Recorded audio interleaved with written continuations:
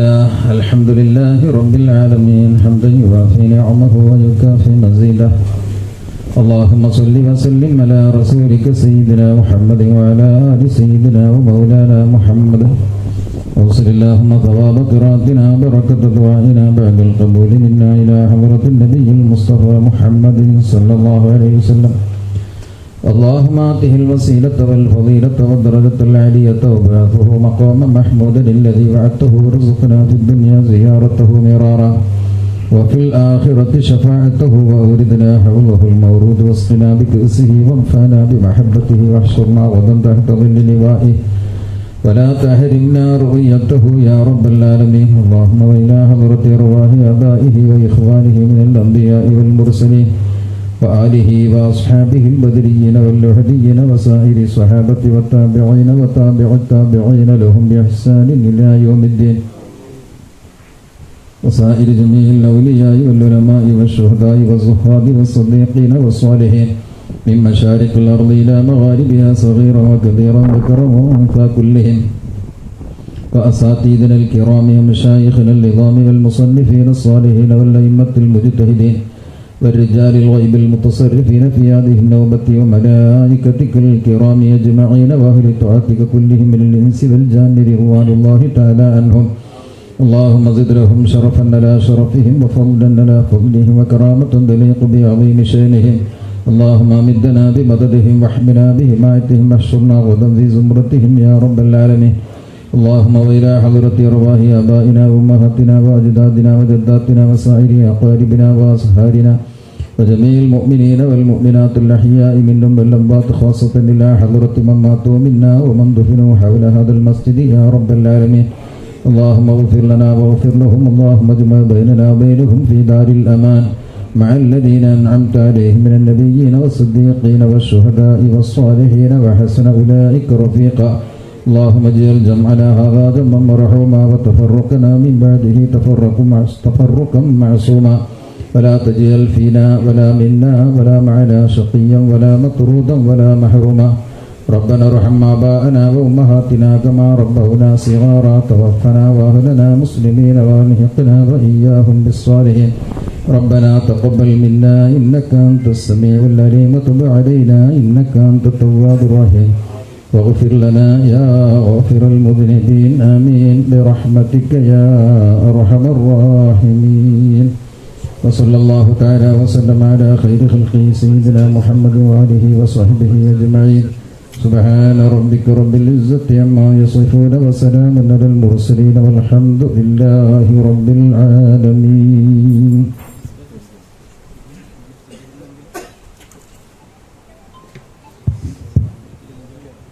നമ്മുടെ ഈ മഹത്തായ പരിപാടിക്ക് സ്വാഗതം പറയുന്നതിന് വേണ്ടി മഹലിന്റെ ജനറൽ സെക്രട്ടറി അബ്ദുൾ റഷീദ് കുന്തിക്കലിനെ ക്ഷണിക്കുന്നു.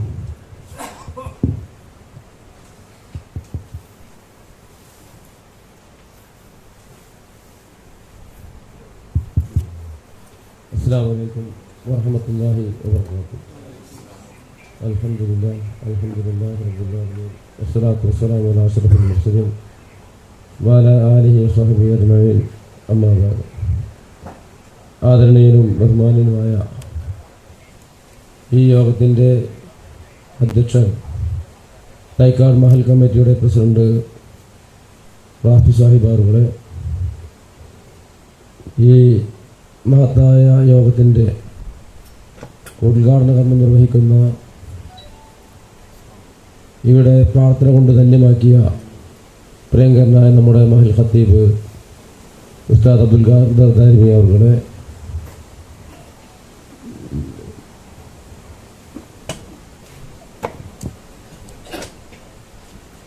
ഏറെ പ്രിയങ്കര നമ്മുടെ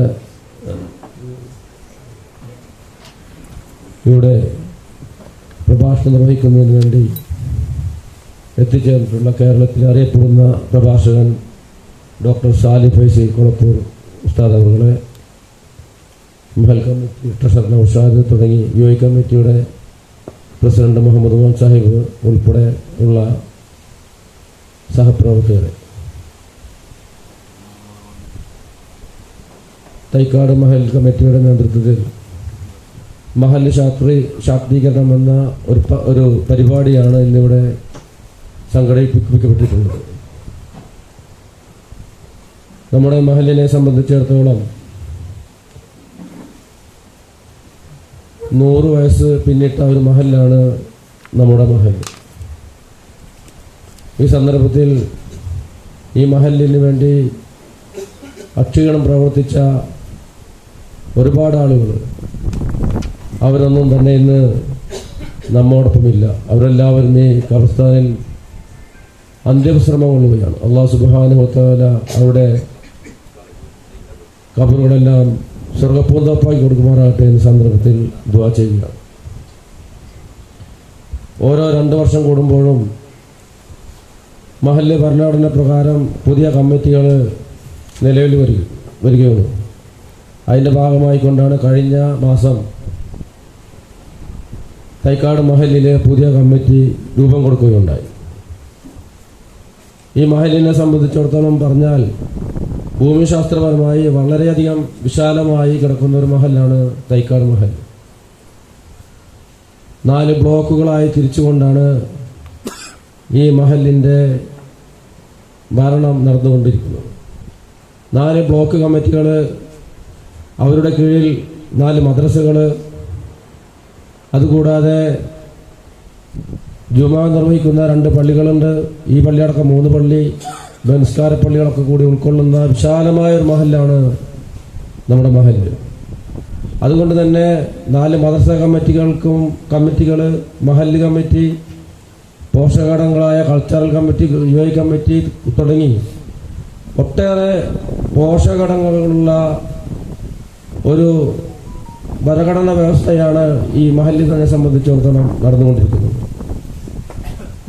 അതുകൊണ്ട് തന്നെ മഹല്ല് ഭരണം എന്നാൽ യഥാർത്ഥത്തിൽ നമ്മളൊക്കെ തന്നെ ഇതിൻ്റെ ഭാരവാഹികളായെങ്കിലും യഥാർത്ഥത്തിൽ അല്ലാഹു സുബ്ഹാനഹു വ തആല നമ്മളെ ആ നിയോഗം നമ്മളിൽ അർപ്പിതമായിട്ടുണ്ടെങ്കിലും അള്ളാഹുവിൻ്റെ ആ അമാനത്ത് കാത്തു സൂക്ഷിക്കുക എന്നുള്ള മഹത്തായ ഒരു ഉത്തരവാദിത്തമാണ് നമ്മുടെ കൈകളിൽ ഏൽപ്പിക്കപ്പെട്ടിട്ടുള്ളത്. അള്ളാഹുവിൻ്റെ ഭവനങ്ങൾ സംരക്ഷിക്കുക, മദ്രസകൾ സംരക്ഷിക്കുക, അതിനെ പുരോഗതിയിലേക്ക് കൊണ്ടുവരിക, ഇതുപോലെയുള്ള പ്രവർത്തനങ്ങൾ വളരെ ക്രിയാത്മകമായി മുന്നോട്ട് കൊണ്ടുപോകുവാൻ വേണ്ട പ്രവർത്തനങ്ങൾക്ക് നേതൃത്വം കൊടുക്കേണ്ട കമ്മിറ്റികളാണ് ഇത്തരത്തിലുള്ള കമ്മിറ്റികൾ.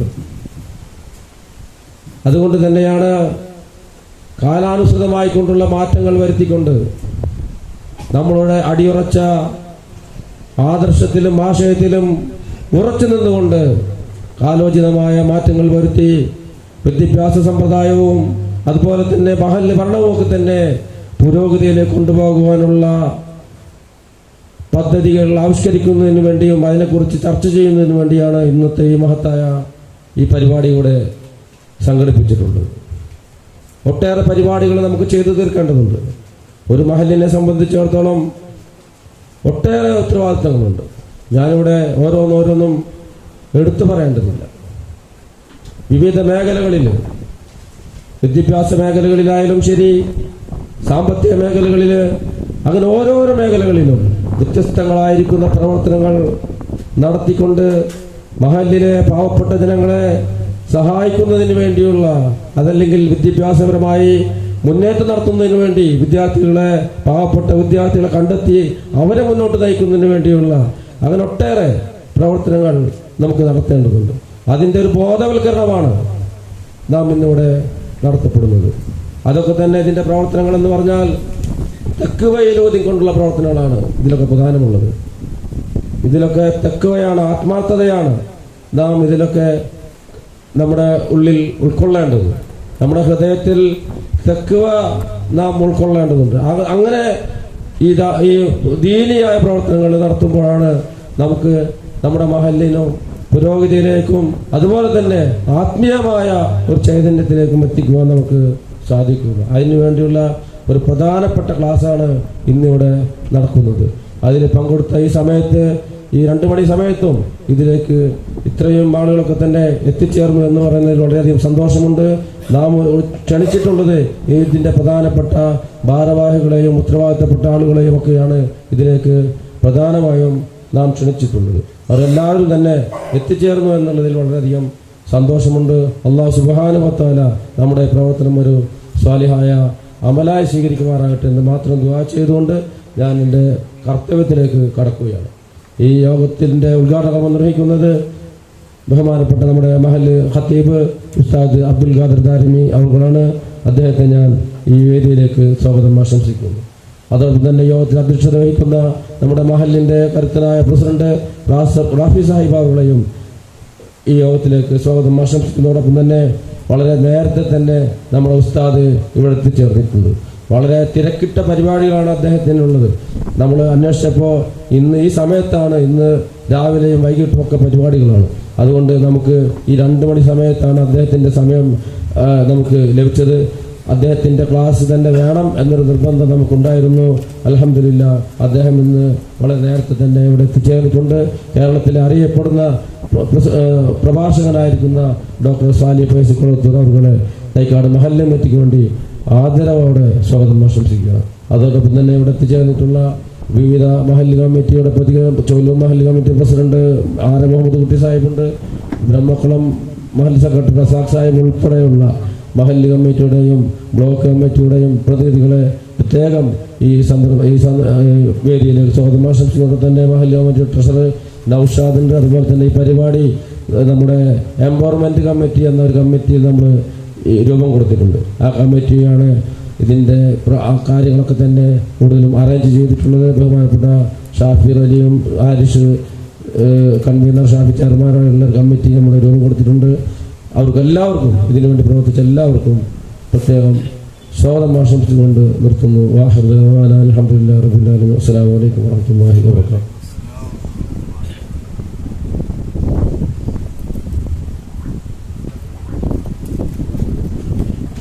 ഈ മഹത്തായ പരിപാടിയുടെ ഉദ്ഘാടനം നിർവഹിക്കുന്നതിന് വേണ്ടി ബഹുമാനപ്പെട്ട ഉസ്താദ് അബ്ദുൽ ഖാദർ ദാരിമി അവരെ ആദരപൂർവ്വം ക്ഷണിച്ചു. അസ്സലാമു അലൈക്കും വറഹ്മത്തുള്ളാഹി വബറകാതുഹു. അഊദു ബില്ലാഹി മിനശ് ശൈത്വാനിർ റജീം. ബിസ്മില്ലാഹിർ റഹ്മാനിർ റഹീം. അൽഹംദുലില്ലാഹി റബ്ബിൽ ആലമീൻ. വസ്സലാത്തു വസ്സലാമു അലാ സയ്യിദിൽ മുർസലീൻ വഅലാ ആലിഹി വസ്സഹ്ബിഹി അജ്മഈൻ. അമ്മാ ബഅദ്. ബഹുമാനപ്പെട്ട യോഗത്തിൻ്റെ അധ്യക്ഷൻ, മഹല്ലിൻ്റെ പ്രസിഡന്റ് റാഫി സാഹിബ്, സ്വാഗത ഭാഷണം നടത്തിയ നമ്മുടെ മഹല്ലിൻ്റെ സെക്രട്ടറി കുന്നിക്കൽ റഷീദ് സാഹിബ്, മഹല്ല് ട്രഷറർ നൗഷാദ് സാഹിബ്, അതുപോലെ നമ്മളൊക്കെ വളരെ പ്രതീക്ഷയോടുകൂടി കാത്തിരിക്കുന്ന നമ്മുടെയൊക്കെ ഉസ്താദാണെങ്കിലും വിശിഷ്യ എൻ്റെയും കൂടി ഉസ്താദാണ്. അല്ലാഹു ദീർഘായുസ്സും ആഫിയത്തും നൽകി ദീനി രംഗത്ത്, പ്രബോധന രംഗത്ത് ഊർജ്ജസ്വലതയോടുകൂടി ആത്മാർത്ഥമായി മുന്നേറാൻ ഇനിയും അല്ലാഹു തൗഫീഖ് നൽകുമാറാവട്ടെ. ബഹുമാനപ്പെട്ട സലീം ഫൈസി ഉസ്താദ്, അതുപോലെ നമ്മുടെ മഹല്ലിൻ്റെ ജനറൽ ബോഡി മുഖേന തിരഞ്ഞെടുക്കപ്പെട്ട കരുത്തുറ്റ ഈ മഹല്ലിൻ്റെ നേതൃരംഗത്ത് പ്രവർത്തിക്കുന്ന നേതാക്കളെ, പരിസര മഹല്ലിൽ നിന്ന് വന്ന മഹല്ലിൻ്റെ നേതൃത്വത്തിൽ പ്രവർത്തിക്കുന്ന വ്യക്തിത്വങ്ങളെ അല്ലാഹു സുബ്ഹാനഹു വ തആല ഈ മഹത്തായ സംഗമം ഒരു സ്വാലിഹ അമലായി സ്വീകരിക്കുമാറാവട്ടെ. പുതിയ ഒരു കമ്മിറ്റി നിലവിൽ വന്നതിൻ്റെ ആ ആവേശവും ഊർജവും ഉൾക്കൊണ്ട് ഒത്തുകൂടിയ നമ്മൾ ഇതൊരു തുടക്കമായി കാണണം. കേട്ട് പിരിഞ്ഞു പോകുന്ന ഒരു അവസ്ഥ ഉണ്ടാവരുത്. വീണ്ടും പ്രവർത്തന രംഗത്ത് ക്രിയാത്മകമായി ഇത് ഉപയോഗപ്പെടുത്തി ഈ മഹല്ലിൻ്റെ പുരോഗതി ഉള്ള പ്രവർത്തനങ്ങളിൽ സജീവമാകാൻ നമുക്ക് അള്ളാഹു കരുത്തേകുമാറാവട്ടെ. ദീർഘമായി ഒന്നും സംസാരിക്കുന്നില്ല. അതിനൊക്കെ ബഹുമാനപ്പെട്ട എല്ലാ നിലക്കും പറഞ്ഞു തരാനും മനസ്സിലാക്കി തരാനും ഉസ്താദ് മഹാനായ ഉമർ ഇബ്നുൽ ഖത്താബ് തങ്ങൾ ലോകത്ത് നീതിയുടെ ഭരണാധികാരിയായി പര്യായമായി അറിയപ്പെട്ട നേതൃത്വ രംഗത്ത് വിളങ്ങിയ മഹാനവറുകൾ, ലോകത്തിൻ്റെ ചരിത്രകാരന്മാർ തന്നെ നീതിയുടെ പര്യായമായി വിശേഷിപ്പിച്ച മഹാനായ ഉമർ ഇബ്നുൽ ഖത്താബ് തങ്ങൾ പറഞ്ഞത് ലാ ദീന ഇല്ലാ ബിൽ ജമാഅ, ദീൻ എന്നുള്ളത് സംഘടിതമായി കൊണ്ടേ ഉണ്ടാവുകയുള്ളൂ. വലാ ജമാഅത്ത ഇല്ലാ ബിൽ ഇമാറ, ആ സംഘടിതമായ സംഗതി ഇല്ലാ ബിൽ ഇമാറത്തി, നേതൃത്വം കൊണ്ടേ ഇവിടെ നിർവഹിക്കപ്പെടാൻ കഴിയുകയുള്ളൂ. വലാ ഇമാറത്ത ഇല്ലാ ബിൽ ഇതാ, ഒരു നേതൃത്വം ഉണ്ടാകുമ്പോൾ ആ നേതൃത്വത്തെ അനുസരിക്കുന്ന ഒരു വിഭാഗം ഇവിടെ ഉണ്ടായെങ്കിൽ മാത്രമേ അത് നടപ്പിലാവുകയുള്ളൂ. ചുരുക്കി പറഞ്ഞാൽ വിശുദ്ധമായ ഈ മഹത്തായ ദീനി കാര്യങ്ങൾ ഇവിടെ കൊണ്ടു നടക്കാൻ ഇവിടെ സംഘടിതമായ പ്രവർത്തനവും അതിന് നല്ലൊരു നേതൃത്വവും നേതൃത്വത്തെ അനുസരിക്കുന്ന നല്ലൊരു അനുയായികളും ഇവിടെ ഉണ്ടെങ്കിൽ ഇൻഷാ അല്ലാഹ് നമുക്ക് എല്ലാ കാര്യങ്ങളും വളരെ ഭംഗിയായി മുന്നോട്ട് കൊണ്ടുപോകാനും മഹത്തായ ദീനി പ്രബോധന മേഖല ഇനിയും ഒരുപാട് പുരോഗതിയുടെ മാർഗങ്ങൾ സൃഷ്ടിക്കുവാനും നമുക്ക് സാധിക്കും. അള്ളാഹു അതിനൊക്കെ തൗഫീഖ് നൽകി അനുഗ്രഹിക്കുമാറാവട്ടെ. ഈ തുടക്കം അതിനുള്ള വലിയൊരു പ്രചോദനമായി മാറ്റി അള്ളാഹു ഇതിനെ കബൂൽ ചെയ്യുമാറാവട്ടെ. ആമീൻ എന്ന് പറഞ്ഞുകൊണ്ട് ബിസ്മില്ലാഹിർ റഹ്മാനിർ റഹീം ഇന്നാ ഫതഹ്നാ ലക ഫതഹൻ മുബീന എന്ന മഹത്തായ പുണ്യവാക്യത്തോടുകൂടി ഈ യോഗം ഉദ്ഘാടനം ചെയ്തതായി പ്രഖ്യാപിക്കുന്നു. വാഖിറു ദഅവാനാ അൽഹംദുലില്ലാഹി റബ്ബിൽ ആലമീൻ. അസ്സലാമു അലൈക്കും. അൽഹംദുലില്ലാഹി റബ്ബിൽ ആലമീൻ. അസ്സലാത്തു വസ്സലാമു അലാ അഷ്റഫിൽ മുർസലീൻ വഅലാ ആലിഹി വഅസ്ഹാബിഹി അജ്മഈൻ. അമ്മാ ബഅദ്. റബ്ബി ഇശ്റഹ് ലി സദ്രി വയസ്സിർ ലി അംരി വഹ്ലുൽ ഉഖ്ദതം മിൻ ലിസാനി യഫ്ഖഹു ഖൗലി. അല്ലാഹുമ്മ യാ വഹ്ഹാബ് സല്ലി അലാ സയ്യിദിനാ മുഹമ്മദി ഫാത്തിഹുൽ അബ്വാബി വഅലാ ആലിഹി വസഹ്ബിഹി വസല്ലം. ആദരണീയനായ നമ്മുടെ ഇന്നത്തെ വിഷയാവതാരകൻ സാലിം ഫൈസി ഉസ്താദ്, നമ്മുടെ മഹലിൻ്റെ ഖത്തീബ് അബ്ദുൽ ഖാദർ ദാരിമി, മഹലിൻ്റെ general secretary Abdul Rasheed Kunnikkal, treasurer PM Noushad, Chorur മഹല്ല് പ്രസിഡന്റ്, അതുപോലെ തന്നെ ബ്രഹ്മക്കുളം മഹല്ല് പ്രസിഡന്റ്, ഭാരവാഹികൾ, TMK EVയുടെ പ്രസിഡന്റ് മുഹമ്മദ് ഖാൻ സാഹിബ്, നമ്മുടെ സബ് കമ്മിറ്റികൾ, മഹല്ല് കമ്മിറ്റി വിവിധ സബ് കമ്മിറ്റികൾ രൂപീകരിച്ചിട്ടുണ്ട്. ഈ പദ്ധതി മഹല്ല് എംപവർമെന്റിന്റെ കീഴിൽ നടക്കുന്നതാണ്. മഹല്ല് ശാക്തീകരണം, അതിന്റെ chairman PM Shafir Ali K Harish, മറ്റു മഹല്ല് കമ്മിറ്റി മദ്രസ കമ്മിറ്റി മെമ്പർമാരെ, വളരെയധികം സന്തോഷപ്രദമായ ഒരു സന്ദർഭത്തിലാണ് നമ്മളുള്ളത്. ഞാൻ ദീർഘിപ്പിക്കുന്നില്ല. വിഷയങ്ങളെല്ലാം വേണ്ടതുപോലെ ജനറൽ സെക്രട്ടറി മുസ്താഖൂടെ പറഞ്ഞു കഴിഞ്ഞു. ഒരു ഔപചാരികതയ്ക്ക് വേണ്ടി മാത്രം 2 വാക്ക് പറഞ്ഞ് ഞാൻ അവസാനിപ്പിക്കുകയാണ്.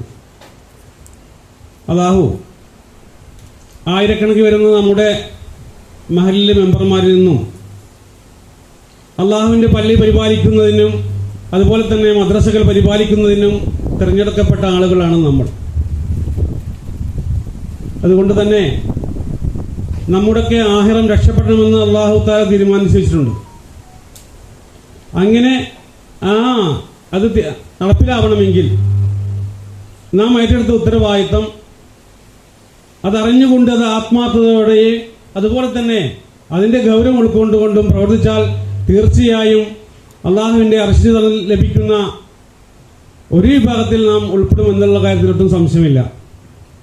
അങ്ങനെ ആത്മാർത്ഥമായി പ്രവർത്തിച്ചുകൊണ്ട് ആഹിറം രക്ഷപ്പെടുവാൻ, അങ്ങനെ നമ്മുടെ മഹല്ലിൻ്റെയും നമ്മുടെ മഹല്ല് ജനങ്ങളുടെയും എല്ലാം പുരോഗമനത്തിന് വേണ്ടി പ്രവർത്തിക്കുവാനും അതുപോലെ തന്നെ വിശേഷിച്ചാൽ നമ്മുടെ വ്യക്തിജീവിതം നന്നാക്കുവാനും ഒക്കെ പറ്റാവുന്ന ഒരു വേദിയാണിത്. അതുകൊണ്ട് നമ്മുടെ ഉസ്താദ് ഇവിടെ വേണ്ടുന്ന പോലെ നമുക്ക് ഇവിടെ നിർദ്ദേശങ്ങൾ നൽകും. അതൊക്കെ പരിപാലിച്ചുകൊണ്ട് നമ്മുടെ ഉത്തരവാദിത്വം നിറവേറ്റുവാൻ അള്ളാഹു തൗഫീഖ് ചെയ്യട്ടെ എന്ന് പറയുകയാണ്. മാത്രമല്ല, ഇത് ഒരു മേൽനടിക്കാൻ വേണ്ടി വെച്ചതല്ല. ഡോക്ടർ സാലിം ഫൈസി ഇവിടെ പരിപാടി ഞങ്ങൾ വെച്ചു എന്ന് ഒരു മേൽനടിക്കാനല്ല നമ്മളിത് വെച്ചിട്ടുള്ളത്.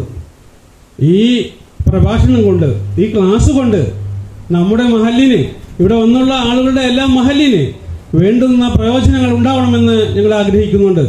അപ്പോൾ അതുകൊണ്ട് തന്നെ ഉസ്താദ് പറയുന്ന കാര്യങ്ങൾ വ്യക്തമായി മനസ്സിലാക്കിക്കൊണ്ട്, എഴുതിയെടുക്കാനുള്ള കാര്യങ്ങൾ എഴുതിയെടുത്തുകൊണ്ട് അതൊക്കെ നമ്മുടെ പ്രവർത്തനങ്ങളിൽ ഉണ്ടാവണമെന്ന് മാത്രം പറഞ്ഞുകൊണ്ട് എൻ്റെ വാക്കുകൾ ഞാൻ അവസാനിപ്പിക്കുന്നു. വാഹൃദാവന അൽഹംദുലില്ലാഹി റബ്ബിൽ ആലമീൻ. അസ്സലാമു അലൈക്കും.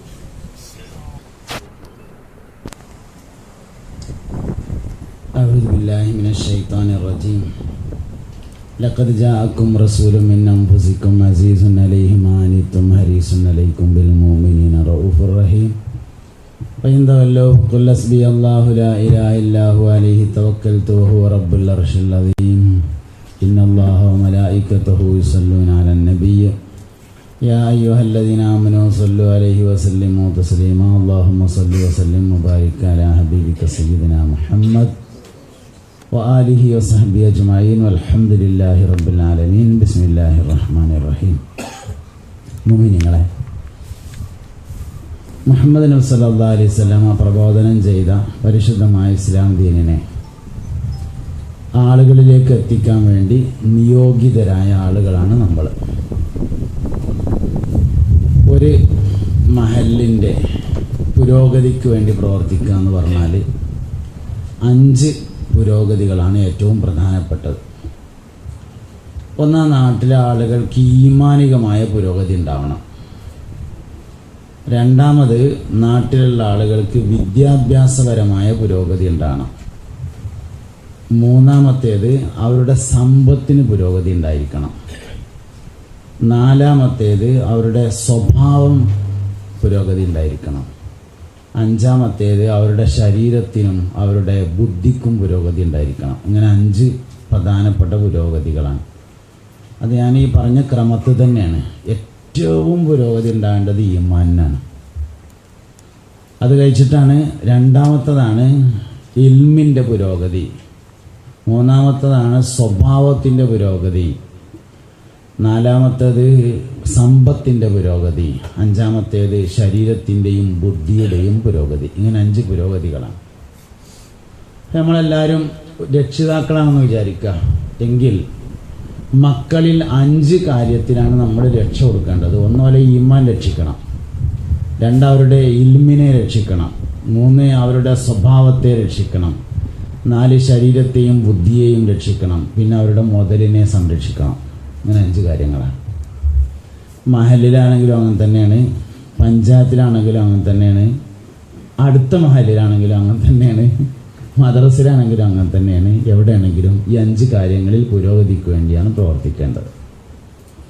എങ്ങനെയാണ് ഈ 5 കാര്യങ്ങളിൽ പുരോഗതി ഉണ്ടാകുക? ഒന്ന്, ഈമാന്. ഈമാനിൽ പുരോഗതി ഉണ്ടാണെങ്കിൽ ഈമാനിൻ്റെ അടിസ്ഥാനങ്ങളെ മനസ്സിലാക്കുകയും അത് ജനങ്ങൾക്ക് നൽകുകയും വേണം. അപ്പോഴാണ് ഈമാനിൻ്റെ പുരോഗതി ഉണ്ടാകുക.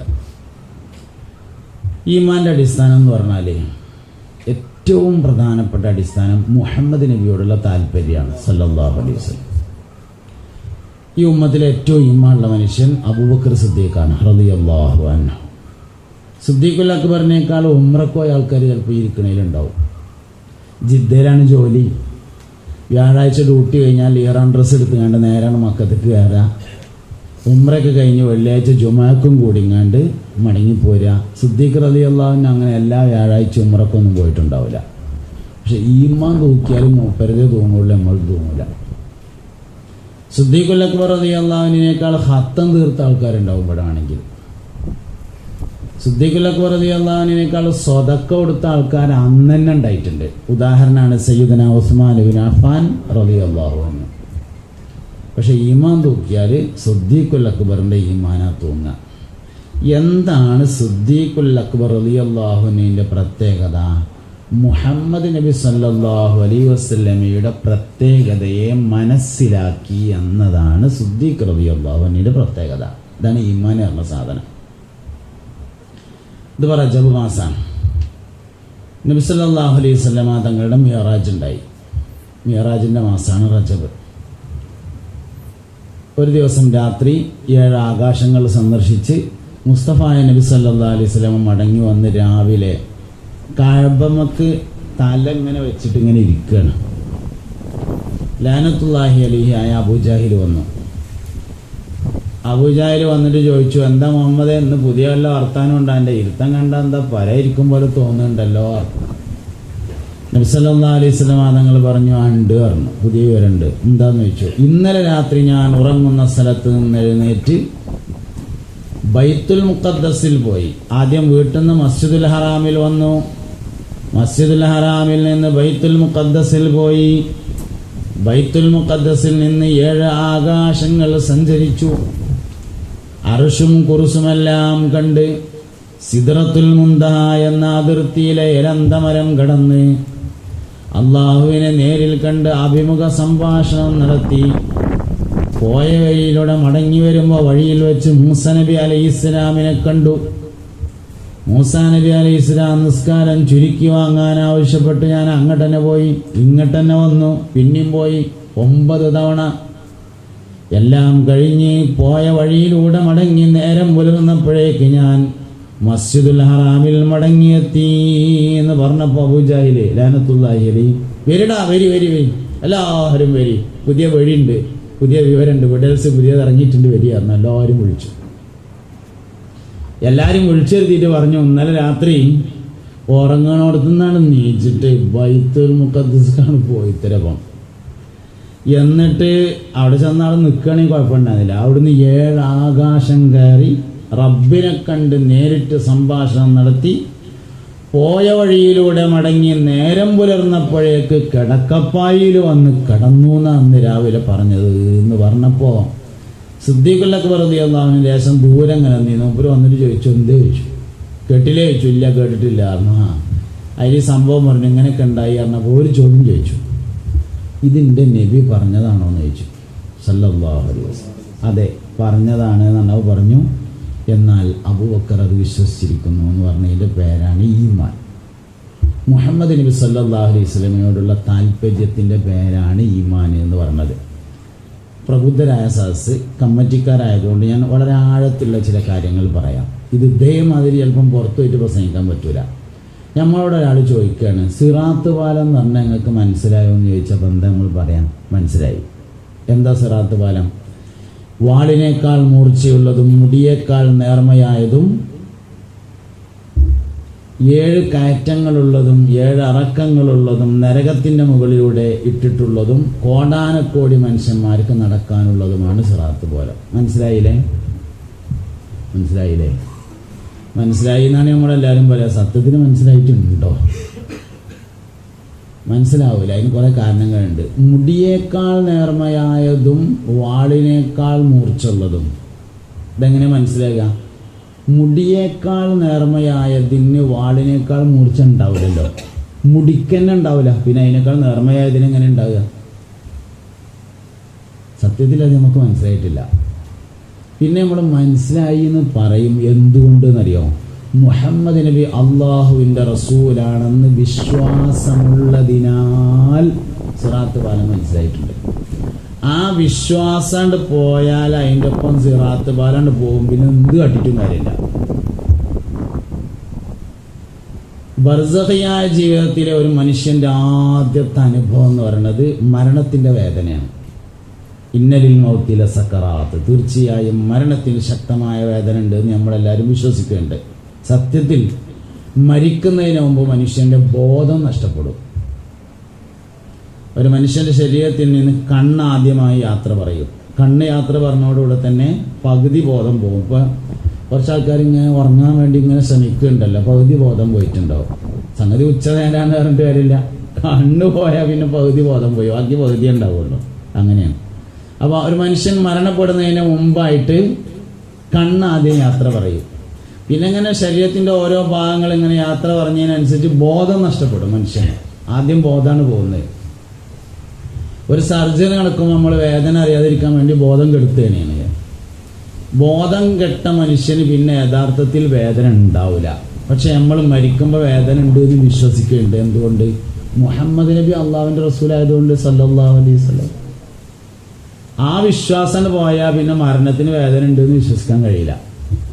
ഇതാണ് സംഗതി. ഇങ്ങനെ ഓരോ കാര്യങ്ങൾ എടുത്തോടി. ഖബറിൽ ജീവിതമുണ്ട്. എൻ്റെ നാട്ടിലെ പള്ളി 300 വർഷം പഴക്കമുള്ള പള്ളിയാണ്. അപ്പോൾ അവിടെ ഇപ്പോൾ റോഡ് സൈഡിൽ പിന്നെ ഒരു അഭിപ്രായം വന്ന് കുറച്ച് പീഡിയ റൂം ഉണ്ടാക്കുക. അപ്പോൾ അങ്ങനെ ഖബറ് പൊളിക്കാൻ പറ്റൂല എന്നൊക്കെയുള്ള അഭിപ്രായ വ്യത്യാസം ഉണ്ടായിട്ട് അങ്ങനെ എന്ത് തീരുമാനിച്ചു, നമ്മളൊന്ന് തുറന്ന് നോക്കുക, എന്തെങ്കിലും ഉണ്ടെങ്കിൽ പൊളിക്കണ്ട, ഒന്നുമില്ലെങ്കിൽ പിന്നെ നമ്മൾ ആണ് പൊളിക്കുക. അങ്ങനെ തുറന്നു നോക്കുമ്പോൾ ഒന്നുമില്ല. പക്ഷെ നമ്മൾ വിശ്വസിക്കുന്നുണ്ട് ഖബറിൽ ജീവിതമുണ്ട് എന്ന്. ഖബറിൽ ജീവിതമുണ്ട് എന്ന് മാത്രമല്ല നമ്മൾ വിശ്വസിക്കുന്നത്, ചില ഖബറ് മശ്രിഖ് മുതൽ മഗ്രിബ് വരെ ഉണ്ടാവും എന്നൊക്കെയാണ് നമ്മളെ ഈമാന്. പക്ഷെ ഇന്നും ഒരാരും അത് കണ്ടിട്ടില്ല. പക്ഷെ വിശ്വസിക്കുന്നു. എന്തുകൊണ്ട്? മുഹമ്മദ് നബി സല്ലല്ലാഹു അലൈഹി വസല്ലം അള്ളാഹുവിൻ്റെ റസൂലാണെന്ന് വിശ്വാസമുള്ളതിനാൽ. അതുകൊണ്ട് ഈമാന്റെ അടിസ്ഥാനം മുഹമ്മദ് നബിയോടുള്ള താല്പര്യമാണ് സല്ലല്ലാഹു അലൈഹി വസല്ലം. അത് മഹല്ലേർക്ക് എത്ര കൊടുക്കാൻ കഴിഞ്ഞിട്ടുണ്ടോ അത്രത്തോളം ഈമാൻ ഉണ്ടാവും. ഇത് നമ്മളെ മക്കൾക്ക് നമുക്ക് എത്ര കൊടുക്കാൻ പറ്റിയിട്ടുണ്ടോ അത്രത്തോളം മക്കളിൽ ഈമാൻ ഉണ്ടാവും. നമ്മുടെ പഴമക്കാരായ ആളുകൾ ഏറ്റവും കൂടുതൽ പൈസ ചെലവാക്കൽ റബീഉൽ അവ്വൽ 12-നാണ്. ചെറിയൊരുനാളിനേക്കാൾ, വലിയൊരുനാളിനേക്കാൾ, ബദരീങ്ങളാണ്ടിനേക്കാൾ, സ്വലാത്തിൻ്റെ വാർഷികത്തേക്കാൾ, ശ്രോതാക്കളെ നേർച്ചയേക്കാൾ, എല്ലാറ്റിനേക്കാളും ഏറ്റവും കൂടുതൽ പൈസ ചെലവാക്കുക റബീഉൽ അവ്വൽ 12-നാണ്. കാരണം മുഹമ്മദ് നബി സല്ലല്ലാഹു അലൈഹി വസല്ലം ഖൽബിക്കണ്ട് കയറിയാലേ ഈമാൻ കയറുള്ളൂ. ഉറപ്പാണത്. ഇത് എത്രത്തോളം കൊടുക്കാൻ നമുക്ക് സാധിച്ചിട്ടുണ്ട് അതിനനുസരിച്ചാണ് ഈമാൻ നിലനിൽക്കുക എന്ന് പറയുന്നത്. ഏതാളെ നമ്മൾ പരിശോധിച്ചാലും നബി സല്ലല്ലാഹു അലൈഹി വസല്ലം തങ്ങൾ ഖൽബിൽ നിസാരമായ ഒരു മനുഷ്യന് വന്നു കഴിഞ്ഞാൽ അവൻ ഈമാൻ കുറഞ്ഞു വന്നുകൊണ്ടിരിക്കും. അതുകൊണ്ട് ഈമാനിനെ സംരക്ഷിക്കുക എന്ന് പറഞ്ഞാൽ മുസ്തഫ നബി സല്ലല്ലാഹു അലൈഹി വസല്ലം തങ്ങളെ കുറിച്ചുള്ള ബോധം മനുഷ്യന്റെ ഖൽബിലേക്ക് കൊടുക്കണം. ഈമാൻ നഷ്ടപ്പെടാൻ നബി തങ്ങളിൽ സംശയമുണ്ടായാലാണ്. പുതിയ തലമുറക്ക് ഉള്ള സംശയങ്ങളൊക്കെ നമ്മൾ പരിശോധിച്ചാൽ ഏറ്റവും കൂടുതൽ സംശയം നബി തങ്ങളെ കുറിച്ചായിരിക്കും സല്ലല്ലാഹു അലൈഹി വസല്ലം. കുറേ പുതിയ വിവാദങ്ങൾ ഇങ്ങനെ വന്നുകൊണ്ടിരിക്കുകയാണ്. പുതിയ വിവാദമൊക്കെ പരിശോധിച്ചാൽ ഒക്കെ നബിയായിരിക്കും സല്ലല്ലാഹു അലൈഹി വസല്ലം വിഷയം. ഒരിക്കൽ ഒരാൾ നബി സല്ലല്ലാഹു അലൈഹി വസല്ലം തങ്ങൾക്ക് കുറച്ച് കള്ള് കൊണ്ടുവന്ന് കൊടുത്തു. അവൻ നബി തങ്ങൾ ചോദിച്ചു, സല്ലല്ലാഹു അലൈഹി വസല്ലം, സഹോദര ഇതാരും കണ്ടിട്ടില്ലല്ലോ എന്ന് ചോദിച്ചു. അപ്പോൾ അയാൾ പറഞ്ഞു, ഇല്ല, ഞാനത് ഇല കൊണ്ട് മറച്ചു പിടിച്ചാണ് കൊണ്ടുവന്നത് എന്ന് പറഞ്ഞു. ഇന്നങ്ങോട്ട് കാട്ടിക്കാരനാണ്ട് വാങ്ങി കുടിച്ചു എന്നാണ് പുതിയ വിവാദം. പടച്ചോനെ എന്തേലും ഉണ്ടായോ നാവോ അല്ലാന്ന് തോന്നിയാൽ മതി. കൽവില് ഈമാന്റെ അഡ്രസ്സും ഫോൺ നമ്പറും ഒക്കെ അതിൻ്റെ ഒപ്പം പോകും. മറുപടി പിന്നെ അടുത്ത ബസ്സിൽ വരികയുള്ളൂ. അപ്പോൾ ഇതിന് ഈമാൻ പോയിട്ടുണ്ടാവും. മുഹമ്മദ് നബി സല്ലല്ലാഹു അലൈഹി വസല്ലമയിൽ ലവലേശം സംശയം വന്നാൽ ഈമാൻ പോയിരിക്കും. ഈമാന്റെ അസ്ല് മുഹമ്മദ് നബിയോടുള്ള താല്പര്യമാണ് സല്ലല്ലാഹു അലൈഹി വസല്ലം. പരിശുദ്ധമായ ദീനുൽ ഇസ്ലാം പ്രബോധനം ചെയ്യുന്നത് ലാ ഇലാഹ ഇല്ലല്ലാഹ് എന്ന തൗഹീദ് അല്ല. ലാ ഇലാഹ ഇല്ലല്ലാഹ് മുഹമ്മദുർ റസൂലുള്ളാഹ് എന്ന തൗഹീദാണ്. ലാ ഇലാഹ ഇല്ലല്ലാഹ് കൊണ്ട് മാത്രം ഒരാൾ ഒരിക്കലും മുസ്ലിം ആവില്ല. മുഹമ്മദ് നബി സല്ലല്ലാഹു അലൈഹി വസല്ലം ഏത് അള്ളാഹുവിന്റെ റസൂലാണോ ആ അള്ളാഹു അല്ലാതെ യഥാർത്ഥത്തിൽ ഇബാദത്ത് ചെയ്യാൻ അർഹൻ മറ്റാരുമില്ല എന്ന് വിശ്വസിക്കണം. ഇപ്പം നമ്മളെ എംപവർമെന്റ് കമ്മിറ്റി 2 പരിപാടി സംഘടിപ്പിച്ചു എന്ന് വിചാരിക്കുക.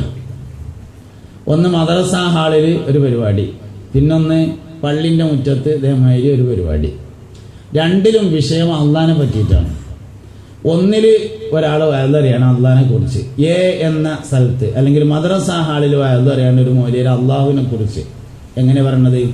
അള്ളാഹു തആലാക്ക് വാജിബായ സിഫത്തുകൾ 20, ജായിസായ സിഫത്തുകൾ 20, മുസ്തഹീലായ സിഫത്തുകൾ, വാജിബായ സിഫത്ത് 20, മുസ്തഹീലായ സിഫത്ത് 20, ജായിസായ സിഫത്ത് 1, അള്ളാഹുവിന്റെ അസ്മാഉൽ ഹുസ്ന 99. ഇങ്ങനെയൊക്കെയാണ് വയത് പറയുന്നത്. കറക്റ്റാണ്. പള്ളിന്റെ മുറ്റത്ത് വേറൊരാൾ അള്ളാഹിനെ പറ്റി വയത് പറയാണ്. അള്ളാഹു തആലാക്ക് വാജിബായ സിഫത്ത് 48, മുസ്തഹീലായ സിഫത്ത് 25, ജായിസായ സിഫത്ത് 8, അള്ളാഹുവിന്റെ അസ്മാഉൽ ഹുസ്ന 999 എന്നൊക്കെയാണ് വയത് പറയണത്. അതിൽ നമ്മൾ ആ മദ്രസയിൽ വയത് പറഞ്ഞ ആളോട് പോയിട്ട് ചോദിച്ചു, എടാ ചങ്ങായിയെ, ഏതാ അള്ളാനെ പറ്റിയിട്ട് അപ്പജി പറയണതെന്ന് ചോദിച്ചു. ഓൻ പറഞ്ഞു, ഞാൻ മറ്റേ ദുഷ്യന്തം പറഞ്ഞ അള്ളാനെ പറ്റിയിട്ടാണ് പറഞ്ഞു. വാജിബ് 20, മുസ്തഹിൽ 20, ജായിസ് 1, അസ്മാഉൽ ഹുസ്ന 99 കറക്റ്റാണ്. പക്ഷെ പറഞ്ഞ അള്ള ഏതായിരുന്നു? ദുഷ്യന്തം പറഞ്ഞ അള്ള. പള്ളിൻ്റെ മുറ്റത്ത് വയത് പറയണ മൂല്യര് വയത് പറയണത് അള്ളാഹു തആലക്ക് വാജിബായ സിഫത്ത് 48, മുസ്തഹിലായ സിഫത്ത് 25, ജായിസായത് 8, അള്ളാഹു തആലക്ക് അസ്മാഉൽ ഹുസ്ന 999 എന്നൊക്കെ പറയണത്. വയത് തെറ്റിയിട്ടുണ്ട്. മൂപ്പരോട് നമ്മൾ ചോദിച്ചു, നിങ്ങളിപ്പോൾ ഏത് അള്ളാഹിനെ പറ്റിയിട്ടപ്പോൾ ഈ പറഞ്ഞതെന്ന് ചോദിച്ചാൽ പറഞ്ഞു, മുഹമ്മദ് നബി പറഞ്ഞ അള്ളാഹുവിനെ കുറിച്ചാണ് എന്ന് പറഞ്ഞാൽ രണ്ടാമത്തെ ആളെ വിശദീകരണം തെറ്റിയെങ്കിൽ ഈമാൻ ശരിയാണ്. ആദ്യത്തെ ആളെ വിശദീകരണം ക്ലിയർ ആണെങ്കിൽ ഈമാൻ തെറ്റിയിട്ടുണ്ട്. നിങ്ങൾക്ക് മനസ്സിലായണ്ടോ ഞാനീ പറയണേ? വിശദീകരണം ശരിയായിട്ട് കാര്യമില്ല. പറയണത് മുഹമ്മദ് നബി പറഞ്ഞ അള്ളാഹുവിനെ കുറിച്ച് തന്നെയായിരിക്കണം. മുഹമ്മദ് നബി സല്ലല്ലാഹു അലൈഹി വസല്ലമയിലുള്ള വിശ്വാസമാണ് വിശ്വാസത്തിന്റെ ഏറ്റവും പ്രധാനപ്പെട്ട അടിസ്ഥാനം എന്ന് പറഞ്ഞത്. അബൂജാഹിൽ ഒരു പരിധി വരെ അള്ളാഹുവിൽ വിശ്വസിക്കാൻ തയ്യാറാണ്. അബൂജാഹിലിനുള്ള കുഴപ്പം എന്താ? ശരിക്ക് അള്ളാഹ് ഒന്നാണ് എന്ന് വിശ്വാസമില്ലാത്തതല്ല, അതൊക്കെ പോകാൻ അഡ്ജസ്റ്റ് ചെയ്യാൻ തയ്യാറാണ്. അബൂജാഹിൽ കുടുങ്ങിയ അള്ളാഹിനെ വിളിച്ചിട്ടൊക്കെ തോരക്കും. ബദറിലേക്ക് പോകുമ്പോൾ അള്ളാഹിനെ വിളിച്ച് തോരുന്നതുണ്ട്. ബദർ പടപ്പാട്ടിന് മോയും കുട്ടി എഴുതിയൊരു പറയുന്നുണ്ട്. ബദർക്ക് പുറപ്പെടുകയാണ്. 1000 പടയാളികളും അവർക്കാവശ്യമായ വാളുകളും അങ്കികളും ഒട്ടകങ്ങളും കുതിരകളും എല്ലാ തയ്യാറെടുപ്പുകളും 2-3 മാസത്തിനുള്ള ഭക്ഷണങ്ങളും കള്ളുകളും കൂടെ പോരാനുള്ള പെണ്ണുങ്ങളും എല്ലാം റെഡിയാണ്. ആ സമയത്ത് നബി സല്ലല്ലാഹു അലൈഹി വസല്ലമയുടെ അമ്മായി ആയിരുന്ന ആതിഖ ബീവി ഒരു കിനാവ് കണ്ടു. മക്കത്തെ പ്രധാനികളെല്ലാം കൊല ചെയ്യപ്പെട്ടതാണ് കിനാവ്. ആതിഖ ബീവി എന്ന് പറഞ്ഞാൽ നമ്മളൊക്കെ നാട്ടിലുണ്ടാവുമല്ലോ, പെണ്ണുങ്ങൾക്ക് നേതൃത്വം കൊടുക്കുന്ന ചില പെണ്ണുങ്ങൾ, അങ്ങനത്തെ ഒരു പെണ്ണാണ്. മയ്യത്ത് ഒളിപ്പിക്കാനും മയ്യത്ത് കൊണ്ടുപോയാൽ പിന്നെ പെണ്ണുങ്ങളെ കൂട്ടിയാണ്ട് ഒരു യാസീനോ ദാനൊക്കെ ഉള്ള കുറച്ച് പെണ്ണുങ്ങൾ ഉണ്ടാവും. എന്ന മാതിരി മക്കത്തുള്ള ഒരു പെണ്ണാണ് ആതിഖ ബീവി. ആതിഖ ബീവി എന്തെങ്കിലും പറഞ്ഞ മാതിരി നടക്കലുണ്ട് എന്നുള്ളത് ഉറപ്പാണ്. അങ്ങനെ ആതിഖ ബീവി ഒരു സ്വപ്നം കണ്ടപ്പോൾ ആതിഖ ബീവിന്റെ ആങ്ങള യുദ്ധത്തിന് പോണ സംഘത്തിലുണ്ട്. ആങ്ങളിനെ വിളിച്ചിട്ട് പറഞ്ഞു, കാക്ക ഈ പോണ്ടട്ടോ, ബാക്കിയുള്ളവരൊക്കെ പോയിക്കോട്ടെ, ഞാനിങ്ങനെ ഒരു കിനാവ് കണ്ടിട്ടുണ്ട്, എല്ലാ പ്രധാനികളും മരിച്ചതായിട്ട്. ഞാൻ കണ്ടാൽ എനിക്ക് അറിയാലോ, കണ്ടതുപോലെ ഉണ്ടാവുമെന്ന്. ഈ പോണ്ട, ആരോടും ഈ വിവരം പറയരുത് എന്ന് പറഞ്ഞു. മുമ്പ് പറഞ്ഞു, ഞാൻ പോണില്ല, തീരുമാനിച്ചു, ആരോടും പറയില്ലാന്ന്. കുറച്ച് ദിവസം കഴിഞ്ഞിട്ട് ഇങ്ങനെ ആലോചിച്ച് നോക്കുമ്പോൾ മൂപ്പരെ ബിസിനസ് പാർട്ട്ണറായ ആള് പോണുണ്ട്, ഓനോട് മാത്രം ഒന്നും പറയാതെ തീരുമാനിച്ചു. അങ്ങനെ ഓനോട് എന്നിട്ട് പറഞ്ഞു, ആരോടും പറയരുത്, ആദ്യക്ക് ഇങ്ങനെ ഒരു കിനാവ് കണ്ടിട്ടുണ്ട്, ആദ്യമൊക്കെ കണ്ട മാതിരി ഉണ്ടാവും, അതുകൊണ്ട് ഇജ്ജ് പോണ്ടായിരുന്നു. ആയിക്കോട്ടെ, ഞാൻ പോണില്ലായിരുന്നു. മൂപ്പരിങ്ങനെ ആലോചിച്ച് നോക്കുമ്പോൾ മൂപ്പരെ വാപ്പ പോണയിലുണ്ട്. വാപ്പാടി എന്നിട്ട് പറഞ്ഞു, ആരോടും പറയണ്ട വാപ്പ, നിങ്ങൾ പോണ്ട. ഇങ്ങനെ അവസാനം അബൂജാഹിലിനോടും ചെന്നിട്ട് പറഞ്ഞു, ആരോ ഒരാൾ ആരോടും പറയണ്ട, സംഗതി ഇങ്ങനെയൊക്കെയാണ് എന്ന്. പെട്ടു, ആകെ പെട്ടു. പോവാതിരിക്കാൻ നിർവാഹമില്ല. കാരണം നമുക്ക് ഭക്ഷണം വേണ്ടെന്ന് വെക്കാം, പക്ഷേ ആ പെണ്ണുങ്ങൾ എങ്ങനെ വേണ്ടെന്ന് വെക്കുക? ഒരു 2-3 മാസത്തിന് കള്ളേറ്റാണ് പോണത്, അതെങ്ങനെ ഒഴിവാക്കുക? അപ്പോൾ അതുകൊണ്ട് മുമ്പ് രാഗം ഷെയ്പ്പായപ്പോൾ അവസാനം ഒരു തീരുമാനം എടുത്തു, നമുക്ക് കഅബത്തങ്ങ പോയിട്ട് ഒന്ന് ദ്വാരക്കാന്ന്. അങ്ങനെ കഅബത്തിൻ്റെ അടുത്തേക്ക് ദ്വാരക്കാൻ വരികയാണ്. മൊയ്ൻകുട്ടിയുടെ പതർപ്പാടപ്പാട്ടിലാണ്. അങ്ങനെ 1000 പടയാളികളും ഭക്ഷണങ്ങളും എല്ലാ ഒരുക്കങ്ങളുമായിട്ട് മുഴുവൻ സന്നാഹങ്ങളോടും കൂടി കഅബന്റെ അടുത്ത് വന്നിട്ട് കഅബന്റെ കില്ല പിടിച്ചിട്ട് ദ്വാരക്കാണ്. ഇറയോനെ ഹാദൽ ബൈത്തുടെ നായനെ ഹക്കോട് ബാത്തില് രണ്ടിതിൻ ഇടയൈ പീരിത്തിടണം ഇന്ദദിനം തനിലെ നമതിരുപാകം നിക്കുവരിൽ ഒരു പേർകൾ ഹക്കുടയോർ അവർ ആരുനക്കറിയാം അവർകളെ ഇനതിൽ പീരിത്ത് ഹലസിയത്താക്കിട് നീ പരനെ രണ്ടാലൊരു ദീനിനെ പോരിശയാക്കി നീ ദായിമിൽ കാത്തുകൊൾ ഫത്താഹേ താമസം ചെയ്തിടാതുത്തിരം നൽകിടു നീ. ഫത്താഹെ അസ്മാഉൽ ഹുസ്നെ കണ്ടു ദുആയിൽ. ആരെ ദുആയാണ്? അബൂജാഹിലിന്റെ. സത്യത്തിൽ അബൂജാഹിലിന്റെ പ്രശ്നം എന്താ? അള്ളാഹുവിൽ വിശ്വാസമില്ലാത്തതല്ല. ഇതെന്താ പ്രശ്നം? ഈ നാട്ടിൽ ഒരു നബി വരികയാണെങ്കിൽ ബഹുമാനമാക്കപ്പെട്ട ഞാൻ അവറുകളാണ് അതാവേണ്ടിയിരുന്നത്. അതാ യത്തീംകുട്ടി ആയത് ശരിയായില്ല എന്നുള്ളതാണ് പ്രശ്നം. മുഹമ്മദ് നബിയോടുള്ള താല്പര്യക്കുറവ് സല്ലല്ലാഹു അലൈഹി വസല്ലം. അതാണ് അബൂജാഹിൽ കാഫിറും മുശ്രിക്കും സത്യനിഷേധിയും ആയതിൻ്റെ കാരണം. ഇതാണ് നമ്മൾ മനസ്സിലാക്കേണ്ട സാധനം എന്ന് പറയുന്നത്. മുഹമ്മദ് നബിയോടുള്ള താല്പര്യമാണ് ഈമാൻ. അതിൽ കുറഞ്ഞാലാണ് ഈമാൻ കുറയാം. യുക്തിവാദം മുഹമ്മദ് നബിയോടുള്ള താല്പര്യക്കുറവാണ് സല്ലല്ലാഹു അലൈഹി വസല്ലം. നിരീശ്വരവാദം മുഹമ്മദ് നബി സല്ലല്ലാഹു അലൈഹി വസല്ലമയോടുള്ള താല്പര്യക്കുറവാണ്. സർവമത സത്യവാദം മുഹമ്മദ് നബി സല്ലല്ലാഹു അലൈഹി വസല്ലമയോടുള്ള താല്പര്യക്കുറവാണ്. ലിബറലിസം മുഹമ്മദ് നബി സല്ലല്ലാഹു അലൈഹി വസല്ലമയോട് താല്പര്യക്കുറവാണ്. ബിദ്അത്ത് നബി സല്ലല്ലാഹു അലൈഹി വസല്ലമയോടുള്ള താല്പര്യക്കുറവാണ്. മുഹറം മാസമായാൽ നമ്മളെ മാർസിലൊക്കെ കുട്ടികൾക്ക് നബിദിന പരിപാടി കൊടുക്കും, പാട്ടും പ്രസംഗമൊക്കെ. റബീഉൽ അവ്വൽ 12 പരിപാടിക്കുള്ള മുഹറം മാസമായാൽ സുന്നികളല്ലാത്തവർ മുഹമ്മദ് അദ്ദേഹം സാധാരണ മനുഷ്യൻ തന്നെയാകുന്നു എന്ന് പോസ്റ്ററൊട്ടിക്കും. മുഹമ്മദ് നബി സല്ലല്ലാഹു അലൈഹി വസല്ലം സാധാരണ മനുഷ്യനായി കിട്ടായിട്ടുള്ള ഇടങ്ങേറാണ് ബിദ്അത്തിന്റെ അസ്ലി. പക്ഷെ ഇത് ഓർക്ക് പറഞ്ഞാൽ മനസ്സിലാവില്ല കേട്ടോ. ഇത് നമ്മക്കേ മനസ്സിലാവുള്ളൂ ഇതാണ് കുഴപ്പം പറ്റിയതെന്ന്. ഓർക്ക് പറഞ്ഞാൽ മനസ്സിലാവില്ല. ഞങ്ങളാണ് മുഹമ്മദ് നബി സല്ലല്ലാഹു അലൈഹി വസല്ലമയുടെ ഒറിജിനൽ ആൾക്കാരെന്ന് അവർ പറയാം. സത്യത്തിൽ ഇതാണ് പറ്റിയിട്ടുള്ളത്. ബിദ്അത്ത് എന്ന് പറയുന്നത് ഈമാന്റെ നുഖ്സാനിയത്താണ്. അഹ്ലുസുന്നത്തി വൽ ജമാഅ എന്ന് പറയുന്നത് ഈമാന്റെ കമാലിയത്താണ്. ഈമാൻ നുഖ്സാനിയത്തിലേക്ക് പോകുക മുഹമ്മദ് നബിയോട് താല്പര്യം കുറഞ്ഞാലാണ് സല്ലല്ലാഹു അലൈഹി വആലിഹി വസഹബിഹി വസല്ലം. അപ്പോൾ ഒന്നാമതായി നമ്മൾ മനസ്സിലാക്കേണ്ട അസ്ല് അടിസ്ഥാനം അതാണ്. ഇത് എത്രത്തോളമുണ്ട് എന്നതിനനുസരിച്ച് ഉഷാറാവും. ഇത് നമ്മളെ കുടുംബത്തേക്ക് വന്നാലും ഇങ്ങനെ തന്നെയാണ്. മക്കളിൽ ഈമാൻ നിലനിൽക്കണോ മുഹമ്മദ് നബിയോട് താല്പര്യം ഉണ്ടാവണം സല്ലല്ലാഹു അലൈഹി വസല്ലം. അങ്ങനെ നമ്മൾ മക്കളും ഭാര്യയും പാപ്പിയും എല്ലാവരും കൂടി ഒരു ടൂറ് പോകുകയാണെന്ന് വിചാരിക്കുക. നമ്മളെന്തായാലും വണ്ടിയിൽ പാട്ടിടുമല്ലോ. ആ പാട്ട് വരെ മധുഹ് നബി ആയിരിക്കണം സല്ലല്ലാഹു അലൈഹി വസല്ലം. അങ്ങനെ കുട്ടികളെ കൽബിക്ക് നബിതങ്ങളാണ് കയറണം സല്ലല്ലാഹു അലൈഹി വസല്ലം. ഈമാനൊന്നും പറ്റൂല. ഈ ഇരിക്കണ എല്ലാവർക്കും കുനൂത്ത് ഓതുന്നതിൻ്റെ തെളിവറിയാമെന്നുള്ള അഭിപ്രായം എനിക്കില്ല. ഈ ഇരിക്കണ എല്ലാവർക്കും കൈ ഇങ്ങനെയാണ് കെട്ടേണ്ടത് എന്നുള്ളത് തെളിവറിഞ്ഞിട്ടാണെന്ന അഭിപ്രായം എനിക്കില്ല. ഈ ഇരിക്കണ എല്ലാവർക്കും തറാവീഹ് 20 എന്നുള്ളതിൽ തെളിവറിയാം എന്ന അഭിപ്രായം എനിക്കില്ല. നമ്മളത് അന്വേഷിക്കണമില്ല. എന്താ കാരണം? മുഹമ്മദ് നബിയോടുള്ള താല്പര്യം സല്ലല്ലാഹു അലൈഹി വസല്ലം. അതിന് കുറഞ്ഞാൽ പിന്നെ കൈയ്യെട്ടണതിൻ്റെ തെളിവും കുനൂത്ത് ഓതുന്നതിൻ്റെ തെളിവൊക്കെ അന്വേഷണം ആരംഭിക്കും. ഇതാണ് അസ്ല്. ഈ അസ്ലിനെ മനസ്സിലാക്കിയിട്ട് നമ്മുടെ ഉമ്മത്തിന്, നമ്മുടെ സമൂഹത്തിന്, നമ്മുടെ നാട്ടുകാർക്ക് ഈ ഒരു പ്രത്യേകതയെ കൊടുക്കാൻ നമുക്ക് കഴിയണം. ഇതിന് പൂർവികരായ ആളുകൾ ഈ ശൈലി ഉണ്ടാക്കി.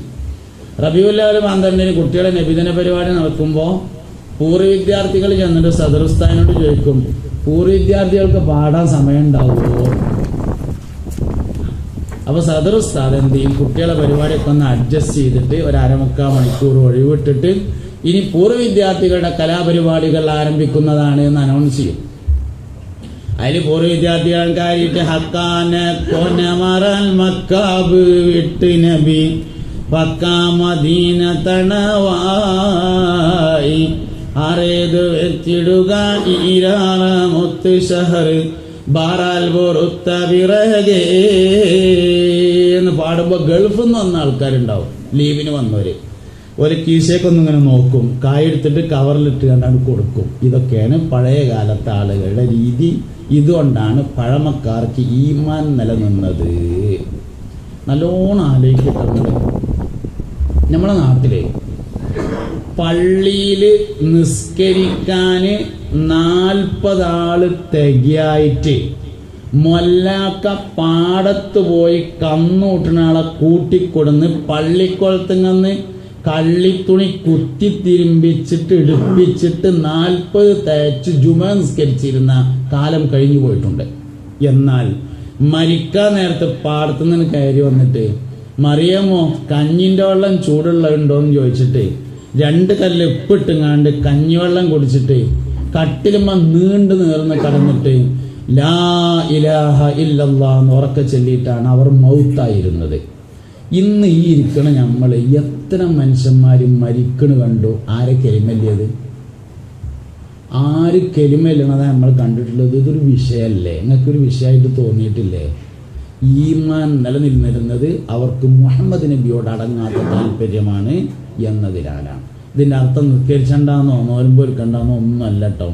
പക്ഷെ ആ പഴയ കാലവും പുതിയ കാലവും തമ്മിലുണ്ടായ ഒരു വ്യത്യാസം, അവർ ഈമാനിൽ വളരെ മുൻപന്തിയിലാണ്. അമലിൽ ലേശം കുറവുണ്ടായിരുന്നു.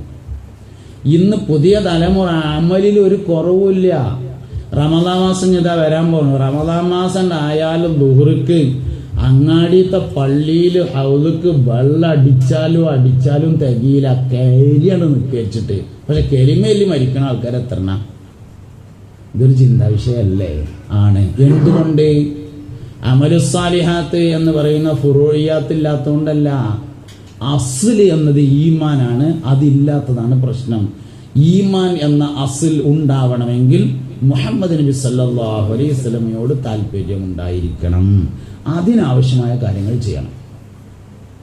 അതന്നെ സംഗതി. അത് നമ്മളെ വീട്ടിൽ വേണം, എല്ലായിടത്തും വേണം. ഒന്നതാണ് ഈമാനിക പുരോഗതി ഉണ്ടാക്കുക. രണ്ടാമത്തെ കാര്യം വൈജ്ഞാനിക പുരോഗതി ഉണ്ടാക്കുക. വൈജ്ഞാനിക പുരോഗതി ഉണ്ടാക്കുക എന്ന് പറഞ്ഞാൽ ഒരു മനുഷ്യന്റെ വിവരം അവന് ഉപകാരപ്പെടണമെങ്കിൽ 2-3 കാര്യങ്ങൾ പാലിക്കണം. എന്നാലാണ് ഒരാളുടെ ഇൽമ അവന് ഉപകാരപ്പെടുള്ളൂ. ഒന്നാമത്തെ കാര്യം, ഗുരുവിനെ ആദരിക്കുന്നവർക്കേ ഇൽമ ഉപകാരപ്പെടുള്ളൂ. രണ്ടാമത്തെ കാര്യം, ഇൽമ മറ്റുള്ളവർക്ക് പഠിപ്പിച്ചു കൊടുക്കുന്നവർക്കേ ഇൽമ ഉപകാരപ്പെടുള്ളൂ. മൂന്നാമത്തെ കാര്യം, ഉള്ള ഇൽമിനനുസരിച്ച് അമൽ ചെയ്യുന്നവർക്കേ ഇൽമ ഉപകാരപ്പെടുകയുള്ളൂ. ഒന്നാമത്തെ കാര്യം, ഗുരുവിനെ ആദരിക്കണം, എന്നാലേ ഇൽമ ഉപകാരപ്പെടുള്ളൂ. ഗുരുവിനെ ആദരിച്ചില്ലെങ്കിൽ 3 വിപത്തുകൾ വന്നു ചേരുമെന്നാണ്. ഒരാൾ അധ്യാപകനെ, ഗുരുനാഥനെ ആദരിച്ചില്ലെങ്കിൽ 3 വിപത്ത് വന്നു ചേരും. എല്ലാ ഗുരു ഇങ്ങനെ തന്നെ കേട്ടോ. മദ്രസ പഠിപ്പിച്ച ആളാണെങ്കിലും, ഞാൻ ഒരിക്കൽ വേങ്ങര അടുത്ത് ഒരു പരിപാടിക്ക് പോയി. വേങ്ങര. അപ്പോൾ അവിടെ മദ്രസന്റെ 60ാം വാർഷികമാണ്. 60ാം വാർഷികത്തോടനുബന്ധിച്ച് അവർ മദ്രസ ബിൽഡിംഗ് പൊളിച്ച് പുതിയ ബിൽഡിംഗ് ആക്കിയിട്ട് അതിന്റെ ഉദ്ഘാടനവും മദ്രസന്റെ 60ാം വാർഷികവും. അവിടുത്തെ കുട്ടികൾ എന്ത് ചെയ്തു വെച്ചാൽ 60 കൊല്ലമായി മദ്രസയിൽ പഠിപ്പിച്ചിരുന്ന മുഴുവൻ ഉസ്താദുമാരും വീട്ടിക്ക് തെരഞ്ഞുപോയി. എന്നിട്ട് ഹയാത്തുള്ള ആൾക്കാർക്ക് നീച്ച് നടക്കാൻ വയ്ക്കുന്നവരൊക്കെ പരിപാടിക്ക് ക്ഷണിച്ചു.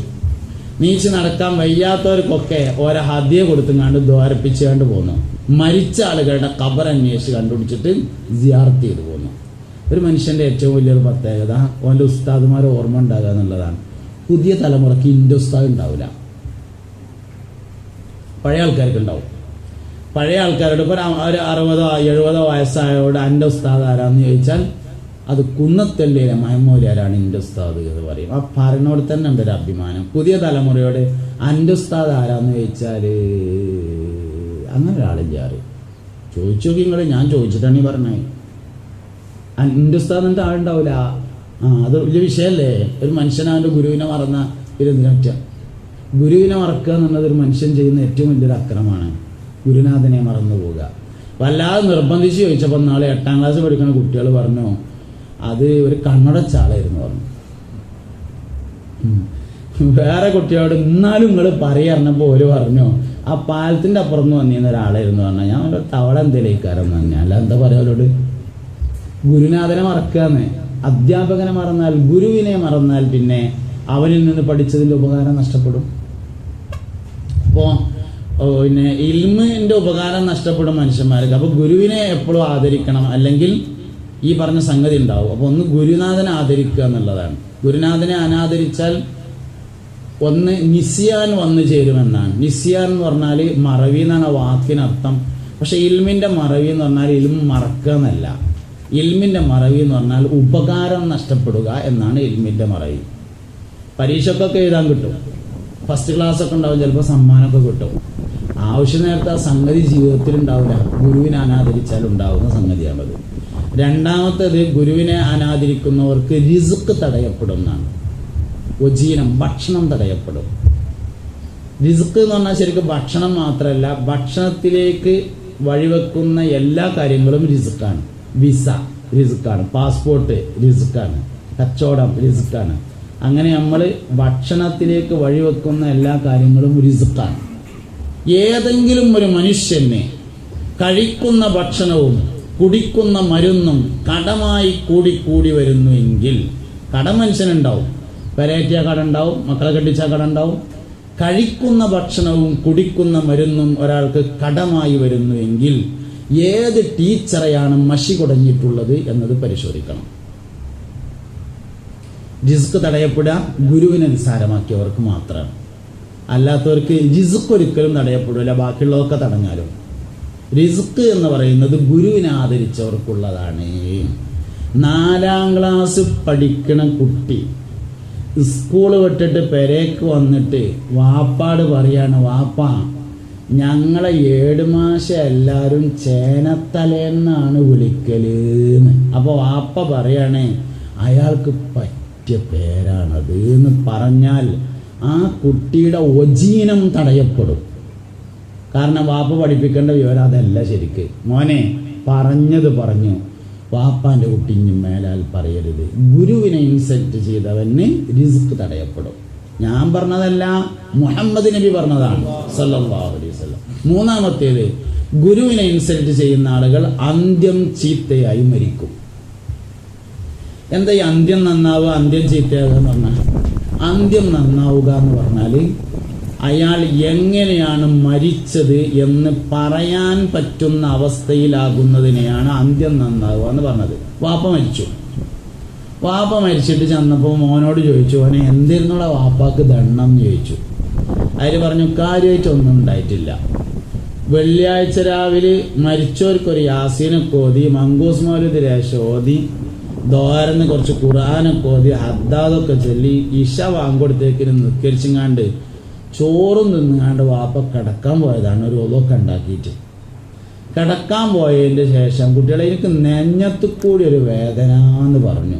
ഞങ്ങൾ വേഗം ചെന്ന് സംസം വെള്ളം വേണമെന്ന് പറഞ്ഞു. 3 മുറുക്ക് സംസം വെള്ളം കുടിച്ചിട്ട് കട്ടിലുമണ് കടന്നുങ്ങാണ്ട് ലാ ഇലാഹ ഇല്ലല്ലാഹ് എന്ന് ഉറക്കം ഒന്നാണ്ട് പറഞ്ഞുങ്ങാണ്ട് ഒരു ശ്വാസം ഇങ്ങനെയാണ് വലിച്ചു. പിന്നെ വാപ്പ മുണ്ടിയിലാന്ന് പറയുമ്പോൾ പറഞ്ഞത് മരിച്ചു എന്നാണെങ്കിലും പറയുന്നതിന് ഒരു രസമുണ്ട്. അതിൻ്റെ പേരാണ് നല്ല മരണം.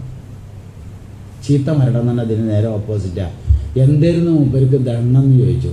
അതൊന്നും ഇപ്പം ഇനി മുണ്ടണ്ട എന്ന് പറഞ്ഞാൽ മരണം പറയാൻ പറ്റാത്ത രൂപത്തിലാണെങ്കിൽ അതിനെയാണ് ചീത്ത മരണം എന്ന് പറയുന്നത്. ഗുരുവിനെ ആദരിച്ചവർക്ക് മാത്രമേ നല്ല മരണമുണ്ടായിരിക്കുകയുള്ളൂ. ഗുരുവിനെ അനാദരിച്ചവർക്ക് ചീത്തയായ മരണം ഉണ്ടായിരിക്കുന്നതാണ്.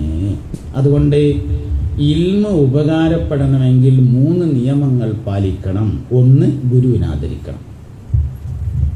ഇതൊക്കെ അതേമാതിരി കുട്ടികളെ പഠിപ്പിക്കാൻ നമുക്ക് പറ്റുമോ? നാട്ടുകാരെ പഠിപ്പിക്കാൻ പറ്റുമോ? മഹലിന് പുരോഗതി ഉണ്ടാവും. ഇതൊക്കെ നമ്മളിങ്ങനെ കാണിച്ചു കൊടുത്ത് പഠിപ്പിക്കണം. പണ്ടൊക്കെ നമ്മളെ നാട്ടിൽ പ്രായമായ മുക്രിമാരുണ്ടാവും. അധികം ഈ മുക്രി എന്നൊക്കെ താവഴിയായിട്ടാണ് വരിക. വാപ്പ മുക്രിയായിരുന്നു, വല്യാപ്പ മുക്രിയായിരുന്നു. വാപ്പ മരിച്ചപ്പോൾ മക്കളിൽ മൂത്താൾ മുക്രിയായി. ഇങ്ങനെയാണ്. അസർ നിസ്കാരം കഴിഞ്ഞിട്ട് മുക്രി കാക്ക പെരേക്ക് പോകാൻ വേണ്ടിയിട്ട് ആ വടി എടുത്തുങ്ങാണ്ട് ഇങ്ങനെ ഇറങ്ങിയിട്ട് ആ വടി ഇങ്ങനെ കുത്തി ഇങ്ങനെ നടന്നാൽ ഒരേ അകലത്തിൽ ഇങ്ങനെ കുത്തുമ്പോൾ ഒരു പ്രത്യേക ശബ്ദം ഉണ്ടാവും. പീഡക്കൊലയുമേ മടക്ക് കുത്തിങ്ങോട്ട് മേപ്പെട്ട് കയറ്റിയിട്ട് ഇരിക്കുന്ന ആൾക്കാർ മൊല്ലാക്ക പള്ളിക്കന്ന് ഇറങ്ങിയത് കണ്ടാൽ നീച്ചിക്കും. എന്നിട്ട് മൊല്ലാക്ക പോയി കഴിഞ്ഞിട്ടേ പിന്നെ ഇരിക്കുള്ളൂ. മുൻഗാമികൾ ആദരവിലൂടെയാണ് എന്തെങ്കിലും നേടിയിട്ടുള്ളത്. നമ്മൾ എല്ലാം നഷ്ടപ്പെടുത്തുന്നത് അനാദരവിലൂടെയാണ്. ഇത് കാണിച്ചു കൊടുത്ത് പഠിപ്പിക്കണം, എന്നാലേ പഠിക്കുള്ളൂ. കാണിക്കാതൊരിക്കലും നമുക്ക് പള്ളിക്കല വെള്ളിയാഴ്ച എന്ന് പറഞ്ഞാൽ ഒച്ചടാനുള്ള ദിവസമാണ്. ഒരു വെള്ളിയാഴ്ചയാണെന്നുള്ളൊരു ഫീലിംഗ് കിട്ടണമെങ്കിൽ ഒന്നുകിൽ അങ്ങോട്ട് പോകുമ്പോൾ 2 ഒച്ചടണം, അല്ലെങ്കിൽ ജുമ കഴിഞ്ഞിട്ടുണ്ട് ഇറങ്ങുമ്പോൾ 2 ഒച്ചട്ടാലേ നമുക്ക് ഒരു വെള്ളിയാഴ്ചൻ്റെ ഒരു ഉത്സാഹം കിട്ടുള്ളൂ. എന്നാൽ അവസാനം നമ്മൾ പരാതി പറയും. കുട്ടികളൊക്കെ മേലെ കയറിയിരുന്ന വർത്താനം പറയാണ്.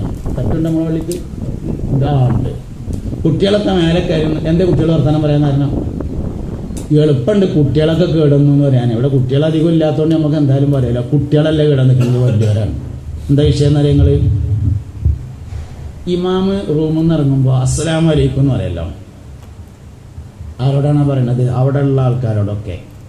വലൈക്കും അസ്സലാം എന്ന് അവിടെ ഉള്ള ആൾക്കാർ ഉറക്കം അടക്കുമ്പോൾ മേലെ കയറിയിരുന്ന് വർത്താനം ഇങ്ങനെ തുടങ്ങണ കുറച്ച് കുട്ടികളുണ്ടാവും. അവർക്ക് മനസ്സിലാവും താഴ്ന്നപ്പോൾ എന്തോ ഒരു ഒച്ചട്ടല്ല വലൈക്കും അസ്സലാം, ആ താഴത്ത് ജുമ്മ ഉണ്ടല്ലേ നമ്മൾ ഉണ്ടാതിരിക്കാൻ തീരുമാനിക്കും. അങ്ങനെ കഴിഞ്ഞിട്ട് ഇങ്ങനെ പോയിട്ട് ആ വാള് വാങ്ങുമ്പോൾ ഒരു അസ്സലാമു അലൈക്കും ഉണ്ട്. അത് മുക്രിനോടല്ല, അവിടെ ഇരിക്കണ എല്ലാവരോടുമാണ്. നബി സല്ലല്ലാഹു അലൈഹി വസല്ലം സദസ്സിൽ വരുമ്പോൾ 3 പ്രാവശ്യം സലാം പറയാറുണ്ടായിരുന്നു. ഒന്ന് സദസ്സിന്റെ തുടക്കത്തിലും, ഒന്ന് സദസ്സിന്റെ നടുവിലും, ഒന്ന് സദസ്സിന്റെ അവസാനത്തിലും. ആ 3 കണക്കാക്കാൻ വേണ്ടിയിട്ടാണ് റൂമിൽ നിന്ന് ഇറങ്ങുമ്പോൾ ഒന്ന് പറയണത്, വാള് വാങ്ങുമ്പോൾ ഒന്ന് പറയണത്, കയറി നിന്നിട്ട് 3 പറഞ്ഞു, 3ാമത്തെ പറയണത്. ആ 3 കണക്കാക്കാണ്. അതൊക്കെ എല്ലാവരോടുമാണ്. മിമ്പറിനെ കയറിയിട്ട് ഇങ്ങനെ തിരിഞ്ഞാണ്ട് അസ്സലാമു അലൈക്കും വറഹ്മത്തുള്ളാഹി വബറകാതുഹു എന്ന് പറയുമ്പോൾ പഴയ ആൾക്കാർ വഅലൈക്കും അസ്സലാം വറഹ്മത്തുള്ളാഹി വബറകാതുഹു എന്ന് പറയുമായിരുന്നു. 1ാമത്തെ ഖുത്ബ കഴിഞ്ഞിട്ട് നിർത്തുന്നിടത്ത് ഒരായത്തോതും. ആ ആയത്തിന് മുമ്പ് ഇമാമ് പറയും കലാമുല്ലാഹി റബ്ബിൽ ആലമീൻ. അപ്പൊ നമ്മളെല്ലാവരും പറയും സുബ്ഹാനഹു വ തആല ലാ ഇലാഹ ഇല്ലാഹു. എല്ലാവർക്കും അറിയില്ലേ? എന്നാ പറയും സുബ്ഹാനഹു വ തആല ലാ ഇലാഹ ഇല്ലാഹു. ഈ ദിക്ർ നമ്മൾ ആരും എഴുതി പഠിച്ചതല്ല, കേട്ട് പഠിച്ചതാണ്. പുതിയ തലമുറക്ക് പഠിയൂല, കാരണം അവർ കേൾക്കുന്നില്ല. നിങ്ങൾ ഔത്തപ്പള്ളിയിൽ അടുത്ത വെള്ളിയാഴ്ച ഒന്ന് ശ്രദ്ധിച്ചു നോക്കി, ഒറ്റൊന്നും പറയണില്ല. എന്നിട്ട് നമ്മൾ അവസാനം കുറ്റം പറയും ചെറുക്കന്മാരൊക്കെ കേടുന്നു എന്ന്. ചെക്കന്മാർ കേടുന്നല്ല, വയസ്സന്മാരിൽ നിന്ന് കിട്ടേണ്ടതാണ്, കൈമാറി കിട്ടേണ്ട കാര്യം കിട്ടുന്നില്ല എന്നതാണ് പ്രശ്നം. അവിടെ മസലുണ്ട്. എന്താ മസല? പള്ളിയിൽ നിന്ന് ദിക്ർ ഉറക്കയാക്കാൻ പാടില്ല. ശരിയാണ്, പള്ളിയിൽ നിന്ന് ദിക്ർ ഉറക്കാക്കാൻ പാടില്ല. പക്ഷെ പുതിയ തലമുറയെ താലീം ചെയ്യാനാണെങ്കിലോ പറ്റും. പുതിയ തലമുറയെ പഠിപ്പിക്കാനാണെങ്കിലും ഒരു കുഴപ്പമില്ല. പുതിയ തലമുറ പഠിക്കണോ പഴയ തലമുറ ചെയ്യണം, എന്നാലേ പുതിയ തലമുറക്ക് പഠിയുള്ളൂ. ഇപ്പം എനിക്കൊക്കെ ഓർമ്മയുണ്ട്, ഞാൻ കൊളത്തൂർ വലിയ ജുമാഅത്ത് പള്ളിക്കാണ് ജുമാഅക്ക് വരുന്നത്. ഇപ്പം എൻ്റെ വീടിൻ്റെ അടുത്തൊരു ജുമാഅത്ത് പള്ളി വേറെ വന്നിട്ടുണ്ട്. കൊളത്തൂർ വലിയ ജുമാഅത്ത് പള്ളിയിലേക്ക് ജുമാഅക്ക് പോകുമ്പോൾ ഒരു 9:30 മണിക്കൊക്കെ, ഞാൻ മാപ്പിള സ്കൂളിലാണ് പഠിച്ചിരുന്നത്. വെള്ളിയാഴ്ച സ്കൂൾ ഉണ്ടാവില്ല, വെള്ളി ഞായർ ഒഴിവാണ്, ശനിയാഴ്ച സ്കൂളുണ്ട്, അങ്ങനെയാണ്. അപ്പോൾ വെള്ളിയാഴ്ച ഒഴിവാണ്. അപ്പോൾ നേരത്തെ ഒരു 9 മണിയൊക്കെ ആകുമ്പോഴേക്ക് ജുമാഅക്ക് ചെല്ലും. 9 മണിക്ക് ജുമാഅക്ക് ചെല്ലുമ്പോഴേക്ക് ഔത്തപ്പള്ളിയും പുറത്തപ്പള്ളിയും നിറഞ്ഞിട്ട് ചെരുവിൽ തിരക്കിയിരിക്കണം. എൻ്റെ വാപ്പനോട് നിർബന്ധിച്ച് പറഞ്ഞൊരു കാര്യമായിരുന്നു, ജുമാക്ക് പോയാൽ മേലക്ക് കയറരുതേ. അതുകൊണ്ട് ചെരുവിൽ എവിടെയെങ്കിലും പോയിട്ട് തിരക്കിയിരിക്കും. വാപ്പാൻ്റെ പ്രധാനപ്പെട്ട ഒരു ഉപദേശമായിരുന്നു, ജുമാക്ക് പോയാൽ തട്ടിന് മേലക്ക് കയറി പോകരുത്. അപ്പോൾ ചെരുവിൽ ഇനി സ്ഥലം കിട്ടുള്ളൂ. 9:30 മണിയാവുമ്പോഴേക്ക് ഔത്തപ്പള്ളിയും പുറത്തപ്പള്ളിയും നിറഞ്ഞിട്ട് 3 അൽക്കഹ് കഴിഞ്ഞിട്ട് സ്വലാത്ത് തുടങ്ങിയിട്ടുണ്ടാവും. അപ്പോൾ നമ്മൾ ചെല്ലാം. ഇന്ന് ഈ ഇരിക്കണ നമ്മൾ ജുമാക്ക് ചെല്ലുമ്പോഴത്തെ അവസ്ഥ എന്താണെന്ന് ആലോചിച്ച് നോക്കി. ഇത് എനിക്കിപ്പോൾ അതിനത്ര വയസ്സൊന്നും ആയിട്ടില്ല. എന്തായാലും നിങ്ങളെക്കാളിലൊക്കെ ഭൂരിഭാഗം ആൾക്കാരെക്കാളും എനിക്ക് വയസ്സ് കുറവാണ്. കുറേ കാലം മുമ്പുള്ളൊരു വർത്താനം എന്നല്ല ഇപ്പോൾ ഈ പറയണത്. ഇന്ന് നമ്മൾ വെള്ളിയാഴ്ച ജുമാക്ക് ബാങ്ക് കൊടുത്തിട്ടാണ് അള്ളാഹ് ഇന്ന് പള്ളിക്കര വെള്ളിയാഴ്ചയാണല്ലേ എന്ന് ആലോചിക്കണത്. എന്നിട്ട് പിന്നെ എടുത്ത തുണിങ്ങപ്പായെടുത്താണ് പോവുകയാണ്. മുമ്പ് അങ്ങനെയല്ല, വ്യാഴാഴ്ച തിരുമ്പിയിട്ട് ചിരട്ട കത്തിച്ചിട്ട് ഇസ്തിരിപ്പെട്ടിയിലിട്ടിട്ട് ഇസ്തിരിട്ട് റെഡിയാക്കും വെള്ളിയാഴ്ച പോകാൻ വേണ്ടിയിട്ട്. വെള്ളിയാഴ്ച ജുമാക്ക് ഒറ്റ ദിവസം പോലും നഖം മുറിക്കാതെ പഴയ ആൾക്കാർ പോയിട്ടില്ല. പുതിയാപ്പിള വന്നിരുന്നപ്പോൾ നഖം മുറിക്കാത്തവനെ ഞാൻ കണ്ടിട്ടുണ്ട്. വെള്ളിയാഴ്ച അടക്കട്ടെ, വെള്ളിയാഴ്ച അവിടെ നിൽക്കട്ടെ, പുതിയാപ്പിള പോകുമ്പോൾ എല്ലാവരും നഖം മുറിക്കുമല്ലോ. പുതിയാപ്പിള വന്നിരിക്കുമ്പോൾ നഖം മുറിക്കാത്ത ആളെ ഞാൻ കണ്ടിട്ടുണ്ട്. ഒന്നല്ല പല തവണ കണ്ടിട്ടുണ്ട്. നമുക്ക് നേരമില്ല. എന്തേ പഴയ ആൾക്കാർക്കൊക്കെ ഒരു വെള്ളിയാഴ്ചയായാൽ അടുത്ത വെള്ളിയാഴ്ചയിലേക്ക് 7 ദിവസം ഉണ്ടായിരുന്നു. നമുക്കൊരു വെള്ളിയാഴ്ച കഴിഞ്ഞാൽ അടുത്ത വെള്ളിയാഴ്ചക്ക് ആകെ ഒറ്റ ആഴ്ചയേ ഉള്ളൂ. അതാ വ്യത്യാസം. ഇന്നലെയും വെള്ളിയാഴ്ചയാണ്, ഇന്നും വെള്ളിയാഴ്ചയാണ്, നാളെയും വെള്ളിയാഴ്ചയാണ്. പിന്നെ അവിടെ നേരം നഖം മുറിച്ച നേരമില്ല. അങ്ങനെ ഇതൊക്കെ നമ്മളായി. എന്നിട്ട് നമ്മൾ അവസാനം കുറ്റം പറയും ചെറുക്കന്മാരൊക്കെ കേടുവന്നു. ചെറുക്കന്മാർക്കല്ല കുഴപ്പം, വയസ്സന്മാർക്കാണ്. തന്താരാണ് കേടുവന്നിട്ടുള്ളത്. കുട്ടികൾക്കൊരു കുഴപ്പമില്ല. മുമ്പൊക്കെ ഈ പുതിയാപ്പിള സൽക്കാരത്തിന് പോകും, പിന്നെ നോമ്പുറപ്പിക്കലിന് പോകും. അപ്പോൾ പുതിയാപ്പളിൻ്റെ ചങ്ങായിമാരോ കൂടിയാണല്ലോ പോകുക. ഇപ്പം പിന്നെ കുടുംബക്കാരൊന്നിച്ച് പോലായി. പുതിയാപ്പളിൻ്റെ ചങ്ങായിമാരൊക്കെ ഇങ്ങനെ പോകുമ്പോൾ 1, 2, 3 ആളാണ് നോമ്പുള്ളത്, ബാക്കിയൊക്കെ നോമ്പില്ലാതെ കാരം. ഇന്ന് എത്ര ആൾ പോകുകയാണെങ്കിലും പോണവർക്കൊക്കെ നോമ്പുണ്ട്. പുതിയ തലമുറ നോമ്പ് വിൽക്കുന്നുണ്ട്, പുതിയ തലമുറ നിസ്കരിക്കുന്നുണ്ട്. പക്ഷെ പഴയ തലമുറയിൽ നിന്ന് കണ്ടുപഠിക്കേണ്ട ചില കാര്യങ്ങളെ അവർക്ക് കണ്ടുപഠിക്കാൻ പറ്റുന്നില്ല.